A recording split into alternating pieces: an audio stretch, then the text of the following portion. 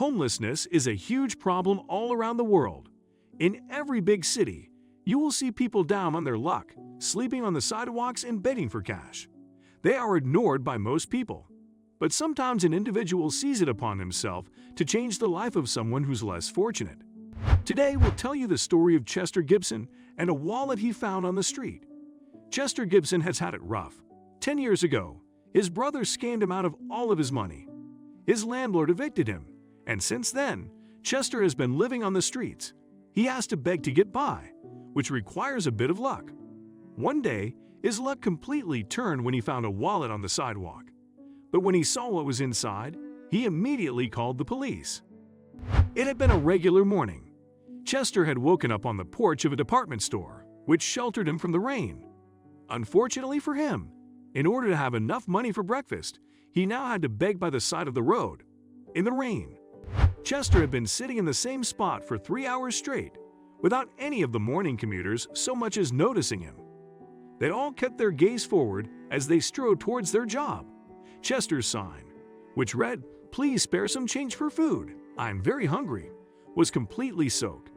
The rain didn't look like it was going to let up. After 3 hours, a man passed who had the decency to smile at Chester. Chester smiled back, and the man dropped a $10 bill into his hat. Finally, a display of generosity. The man continued walking, seemingly in a hurry.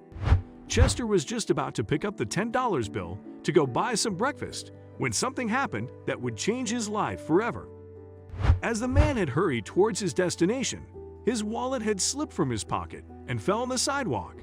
None of the commuters that passed it seemed to notice, but Chester did. There it was. His luck had turned, because the wallet looked very thick, which could mean that there was a lot of money inside. Chester walked over to the wallet and picked it up, but when he saw what was inside, he immediately called the police.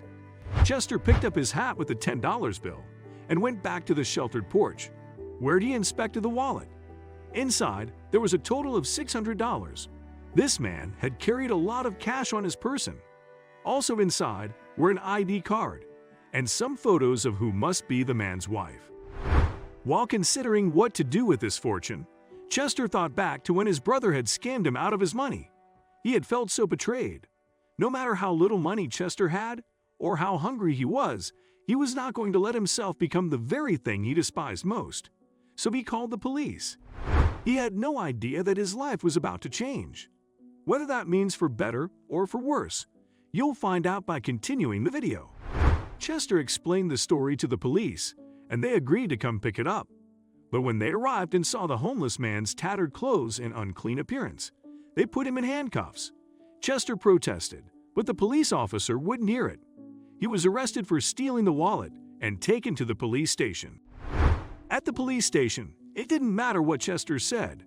Nobody was going to believe a homeless person. The officers all thought he was untrustworthy, or even a drug addict. So they locked him in a cell and called the owner of the wallet, informing him that it had been stolen. Chester was afraid the generous man was going to think that he had stolen his wallet. The man, whose name was Adam Foster, arrived at the police station. He looked at Chester in his cell with confusion and demanded an explanation. The police officers explained that Chester had stolen his wallet, but that he would now get it back, including the $10 bill that they had found in Chester's pocket. The generous man, Adam, took his wallet and was about to leave when he suddenly turned around. "Wait a minute," Adam said. "How did you find him in my wallet?" The police officers looked at each other and then explained that somebody had called the police and said they had found a wallet. Chester must have stolen it afterwards, they concluded. There was no way the poor homeless man was going to turn in a wallet with $600 in it. Adam demanded that the police would check which phone number had called.